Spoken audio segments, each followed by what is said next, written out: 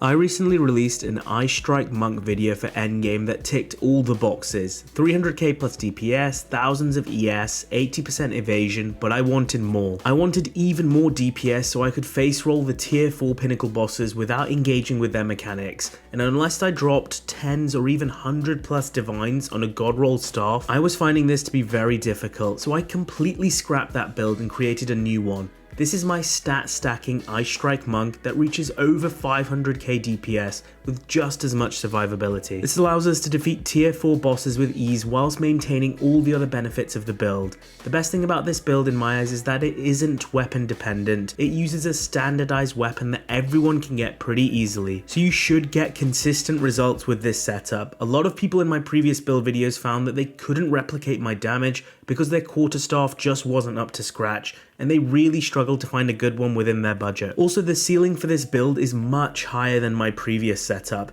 This iteration of the build I'm going to show you doesn't use really expensive items like Ingenuity, Astramentis, Moria Invictus, so if you do start to incorporate those items on top, well then you can reach 1 or 2 million DPS. It's wild, but I'll cover that later in the video. So how does this build differ from my previous videos? So instead of using a quarterstaff with high physical damage, attack speed, critical damage bonuses, we now use the unique Pillar of the Cage God Quarterstaff. This gives us significant bonuses for stacking stats. It gives us increased attack speed per 5 dexterity, 12% increased weapon damage per 5 strength. A base version of this only costs a few exalts, which when starting off the build is fine, but you really do want to look for a corrupted roll with the 12% increased weapon damage, instead of just the normal 10. We then use this with the unique gloves, Hand of Wisdom and Action Furtive Wraps. These for the base version now only cost a few divines, which for this stage of the economy is pretty cheap, and for a stat stacking build these are absolutely mandatory. These gloves give us even more attack speed for dexterity and lightning damage for intelligence. The base version is more than sufficient and is what I'm using in the video, but if you want to upgrade them then look for a corrupted roll with 4% attack speed or 1 to 11 or 12 lightning damage. So what this means is that now strength, dexterity and intelligence all provide benefit in terms of damage, so we really emphasize stacking these stats on certain pieces of gear like our rings, amulet and belt. You can also find some intelligence on your chest piece and helmet, though this isn't mandatory. We also now use a completely different passive tree which focuses on getting more stats and more nodes which benefit stat stacking, such as Jack of all trades and polymathy. We also have a radically different dual setup which I'll explain later in the video. So let's go for our skill gems. For Ice Strike, remember you want as high a level Ice Strike as possible and you want to quality it for increased attack speed. We're using Martial Tempo for a multiplicative boost to attack speed, Concentrated Effect which actually provides a massive chunk of DPS, Primal Armament for more elemental damage, and then we have Ice Bite which doesn't change the DPS value when you're looking at it in town, but when you are fighting in game you will freeze enemies and for the following 3 seconds you will get a massive damage boost. This is pretty much active 100% of the time when mapping and is a monstrous DPS boost, so do not take this off. And now for my final gem, I'm running Crescendo. This allows us to use the final Ice Strike move twice in a row, and this is the hardest hitting part of Ice Strike, so that is also an appreciable damage increase. Why I prefer Crescendo to other support gems is because it doesn't raise the mana requirements whilst providing the DPS increase. So my hideout DPS here is 200k, so how am I achieving 500k plus when in combat? Well, I've already mentioned Ice Bite, and the other mechanic we use is Rage. Rage gives us a multiplicative boost to attack damage, by 1% per rage up to 30%. So instead of wasting a support gem on Rage for Ice Strike, what we do is we use a Rage Duel which gives us 1 rage on hit instead. This way we can still benefit from other support gems and get Rage on top. So once you're fighting in game, if you check your DPS, you can more than double it when you have both Ice Bite and Rage active. For Tempest Spell, I'm running Font of Rage. Overabundance, this lets you drop 2 Tempest spells on top of each other, which means you can really push the limits of your DPS in those limited windows whilst doing Pinnacle Bosses. Then we have Close Combat and Heavy Swing for even more damage. You can stick on something like Soul Thief for your final support gem slot, which is really going to help with mana problems whilst bossing. We're running the Twin Herald setup here. We add Lightning Infusion to Herald of Ice and Cold Infusion to Herald of Thunder. On first glance, this seems counterintuitive because we're reducing our damage for both, but now both heralds can apply both types of damage and can trigger each other. What this results in is a massive chain reaction where they both keep triggering each other and it clears the entire screen. So for Herald of Ice, we have Magnified Effect, Lightning Infusion, and Lightning Penetration. And then for Herald of Thunder, we have Cold Infusion, Ambush, and Long Shot. For Charge Staff, we have Conduction, Persistence, and Overcharge. And the way we get Charge Staff is through Combat Frenzy, which gives us a charge when we freeze enemies in the build. We have Clarity for more mana regeneration, Profusion, so sometimes one freeze can give us 2 power charges, and Herbalism for more recovery from life flasks. This synergizes with Eternal Youth and our passive tree, so when we use a life flask we gain energy shield, so it is still worthwhile running with our Chaos Inoculation setup. Now Combat Frenzy usually gives you a frenzy charge when you freeze an enemy, but thanks to Resonance, this gives us power charges now, so we can gain power charges with ease. Our defensive layers are all about stacking evasion and energy shield. We run Grim Feast, which gives us energy shield up to double your maximum when killing enemies and picking up their remnants. Whilst mapping, this is enough to keep you alive. Remember to quality this to 20% for more energy shield gains per pickup. Then we run Wind Dancer for evasion rating, which you should again quality to 20%, so you can get 4 stacks of this buff instead of 3, which means you get more evasion rating. For Wind Dancer, we have Culling Strike and Blind. We also now run Hand of Chayula. This means with one attack we can apply both Hypothermia and Freezing Mark, which allows us to freeze bosses much easier and lets us get our power charges against them much faster. We're also running Heightened Curse, so our Hypothermia is more effective. Now for Pinnacle Bossing, I highly recommend making one swap before fighting T3 or T4 Pinnacle Bosses. Take out Grim Feast, it's useless against bosses, and then place Cast on Shock with Eye of Winter and Sniper's Mark. So now when we shock a boss enough times, we will trigger Sniper's Mark, which boosts critical damage against bosses, and we trigger Eye of Winter. Eye of Winter applies critical weakness, which boosts critical hit chance significantly against bosses. Both of these combined are a massive DPS boost. It will drain mana a lot, so you have to run a level 13 Eye of Winter. Higher level Eye of Winter does do more damage, but the mana drain really does hurt. Also, you want to run Inspiration to reduce the mana cost and Impetus to gain more energy to trigger Cast and Shock more often. This one switch will really help you to burst down bosses. Moving on to gear, so as mentioned before, the weapon we are using is the Pillar of the Cage God Quarterstaff. The base version suffices, but for slightly more you can buy a corrupted one with 12% increased weapon damage per 5 strength. For armor, the aim is to maximize energy shield and get a healthy amount of evasion, all whilst aiming to cap off our 3 main resistances.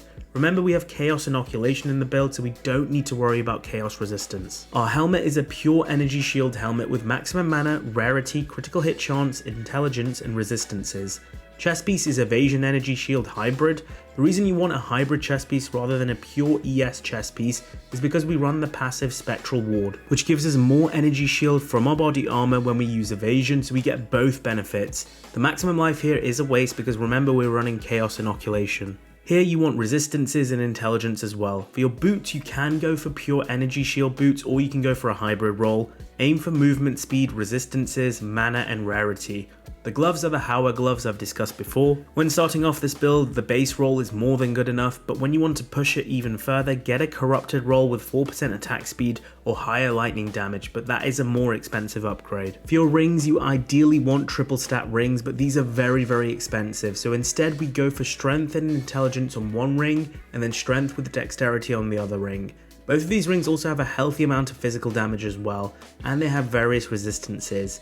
In an ideal world, you wouldn't need resistances here, and you could maximize damage through triple stats and increase rarity here. Our belt has strength as well as maximum mana and some resistances.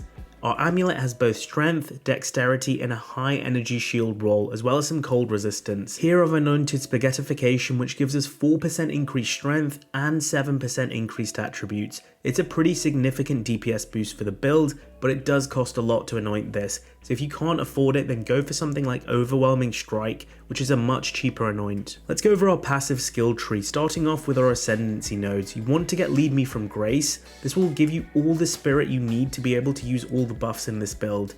Don't get Protect Me from Harm, armor doesn't do that much in this game, so that 40% evasion penalty is unnecessary. Instead we now get I Am the Blizzard for more cold damage, and I Am the Thunder for more lightning damage. And Sunder my enemies so critical hits ignore elemental resistances. You don't need to worry about those tier 15 maps where you get suffixes which boost enemy resistances. For bossing, you can swap out these two nodes here, take out I Am the Thunder, and place them here for unbound avatars so you can nuke bosses even faster. Then let's go over the rest of the passive tree. We have changed it quite a bit from my previous videos. The core of it is similar. We do go for crit nodes along the tree. We do go for these energy shield nodes up here, but the big difference is that we path down all the way here so we can pick up Jack of all trades and polymathy to boost our attributes even further. Most of our attributes are strength because if you remember, Pillar of the Cage Gods gives us weapon damage for strength, so we do get most damage from strength. There is however a balance with the other stats, and playing around with strength, dexterity and intelligence whilst having your Ice Strike tooltip DPS up will give you an idea of which one you want. But yeah, mostly for the attribute nodes you will want to go for strength with some dexterity and intelligence dotted around. Our other big changes are our jewels. Because we don't get a lot more energy shield nodes like these ones here, we instead want jewels which give us increased maximum energy shield. Look for sapphires with maximum energy shield, critical damage bonus and cold damage to really boost Ice Strike DPS whilst increasing your energy shield. So as you can see, I've mainly got these sapphires dotted around with the same role, but there are two main exceptions. First is this slot here. You want a time loss diamond with increased strength. Ideally you want 3% strength minimum.